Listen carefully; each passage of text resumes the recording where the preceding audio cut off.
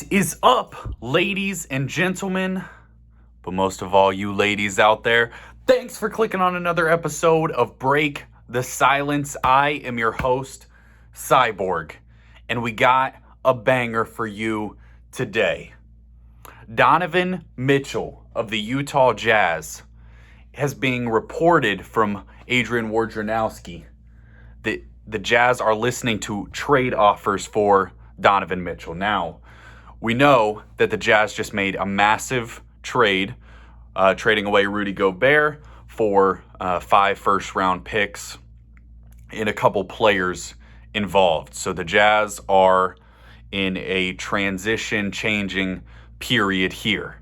And according to my sources within the Utah Jazz organization, that the Utah Jazz showed Donovan Mitchell their new idea for the jerseys, and he immediately demanded a trade.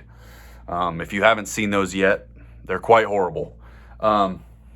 Which, this old Jazz jersey I got on here are some of the best jerseys of all time, so I don't know what the Jazz are doing with that. First, please take a second to like and subscribe to the channel. As I'm recording this right now, we are about to hit 200 subscribers. And when we hit 300, and we're going to be on the road to 300. When we hit 300, I have a special project planned. I have been ranking the top 50 players in the NBA. I've been working on it for a little while. The top 50 current players in the NBA. And the reason I'm doing this, a lot of analysts, a lot of, talking heads will rank their top 10, and that's easy. We're going to do the top 50, and we're going to break it down in 5 different videos doing our 10 different levels, because I think a lot of times when we're talking about players, it's good to have some perspective as to where they rank when you're talking about trade value, when you're talking about assets, when you're talking about teams with chances to win a title, who's on the roster. And I'm super pumped for that project. So please take a second to like and subscribe. But let's get straight into it. The Utah Jazz and Danny Ainge have reportedly been looking at other trade options for Donovan Mitchell. Now, it has not yet been reported that Donovan Mitchell has requested or demanded a trade. Donovan Mitchell is still under contract. I can't remember if he has 3 or 4 years left on his deal, but he's got some time left on that contract. So the Jazz do not have to trade him. And my personal opinion is that now, I'm a little torn here. I personally would not trade Donovan Mitchell with one caveat. If you are going all out tank mode and you are able to trade Donovan Mitchell for a ridiculous amount of picks, and you got 5 from Rudy Gobert and you're able to get 5 for Donovan Mitchell and then maybe a young guy, and completely tank for this European prospect, Victor Wembanyama, you could potentially turn around your franchise and truly become contenders. Because, and I have not, I've sat down and watched some of the highlights and a little bit of Victor Wembanyama. I'm going to dig a little deeper into his game, but unbelievable prospect, being called by people the best prospect since LeBron James, which is an unbelievable accolade, because we've had Zion, Anthony Davis, we've had some great prospects since then. So if he truly is that great and you're the Utah Jazz and you think we tank this year, we try to get Victor, and then you have 9 other first-round picks that you could potentially turn in to valuable players, or you could then trade for. Because the thing that you got to realize is that stars do become available quite often. This year alone, we've seen Rudy Gobert get traded, Kevin Durant demand a trade, Kyrie's on the market. Who knows, Damian Lillard could be in the next few years. But you're talking about there's legitimate good players that you could get as the Jazz to where you don't have to tank for the next 5 years. That's just not how the NBA works. When you're talking about the NFL, a team like the Jacksonville Jaguars struggled for a couple years. They gained some good young studs. They finally got Trevor Lawrence. We'll see how he turns out. But you're kind of trending in a good direction, but you did have to struggle for many years. The thing about the NBA is one prospect can change your whole trajectory, because not only is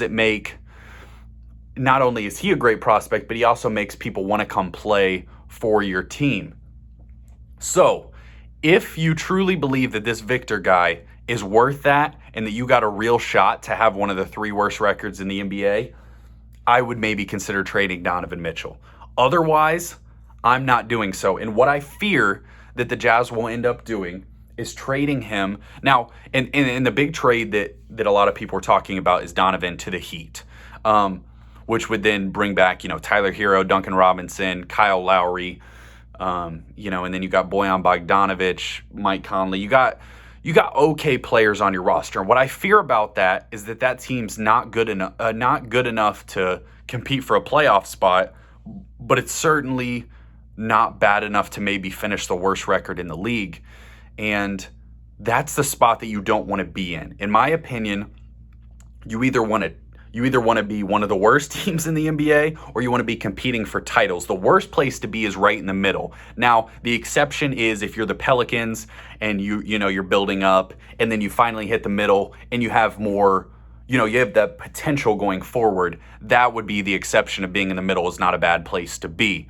But if you're talking about being stuck there, then that is really, really tough on an NBA, on any sports organization. I hate being there. I think you got to go one way or the other. Now, what does Donovan Mitchell's trade market look like out there? I would imagine it's pretty strong. When you look at what they just got for Rudy Gobert, who, in my opinion, Donovan Mitchell is a little better player than Rudy Gobert.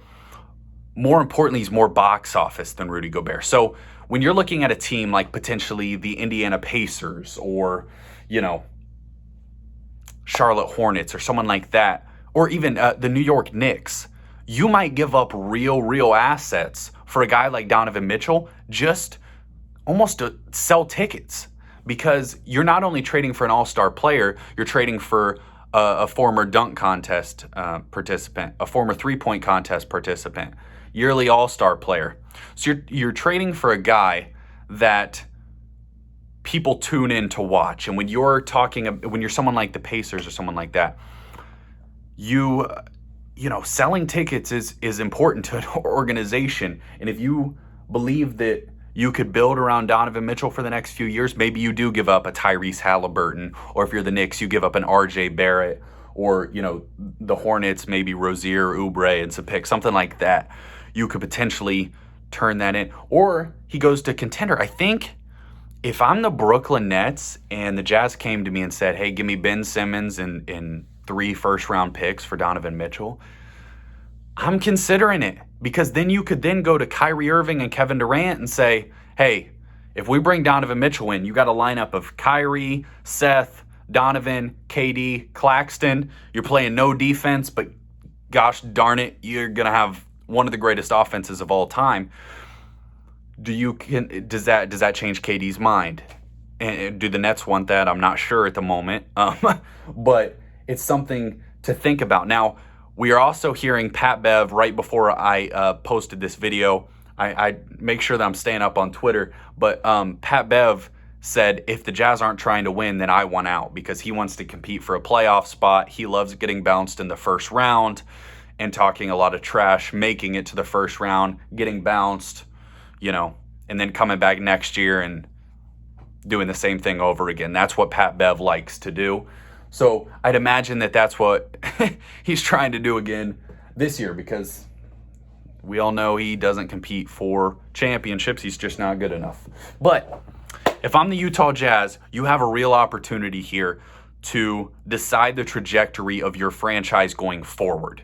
And that's why it's such an important decision. You got Danny Ainge there, who just came in. D Wade is now a part of that front office. So you have new faces in there that aren't necessarily, they didn't draft Donovan Mitchell, so they're not completely committed to making him work. If you could trade him for a ridiculous amount of assets. So here's kind of the comparison. When you're looking at a team like the Oklahoma City Thunder, were they terrible last year? Yes. But you are starting to build up so many assets and so many young players that if in 3 years they're in the second round of the playoffs, would any of us be shocked? I'd say no, because you got Shai Gilgeous-Alexander, you got Chet Holmgren, you got Lou Dort, Josh Giddey, and you got a million picks. So the trajectory looks good, and I think that's where I'd rather be than being stuck. Now, in the team there that comes to mind is the Portland Trailblazers, man. They just gave Dame, or even the Wizards, when you pay one guy so much money and you don't have a lot of assets, then you end up in oblivion to where you're not the worst team in the league because Brad Beal and Dame Lillard and Donovan Mitchell would be good enough to, make you a 9 seed, but they're not bad enough to where you're getting good picks that can truly help your franchise enough. So if I'm the Jazz, I'm seriously considering the trade market and seeing what's out there for Donovan Mitchell. If I don't get an offer that I love, I'm holding on to him. Otherwise, and when I say I love, it's got to be a bunch of young assets that won't help me this year. I don't want help this year. If I'm trading Donovan Mitchell, I want the Jazz to be horrible for 1 year so they can turn that around. And we're competing for championships again like they should be in Utah. Utah has had so many good teams over the past, 25 years with Carmelo and John Stockton. Then they had their run with Darren Williams, Carlos Boozer, Mehmet Okur, Andre Karolinko, and then they were decent with Gordon Hayward. Then they had Donovan Mitchell, Rudy Gobert. They were finishing first in the West. So that's the expectation with the Utah Jazz, is that they compete at a high level. And if you aren't able to do that with this current roster, blow it up and get rid of Mike Conley immediately, if not sooner. That's all I got. Appreciate you watching. Please take a second, like and subscribe to the channel. Cyborg out.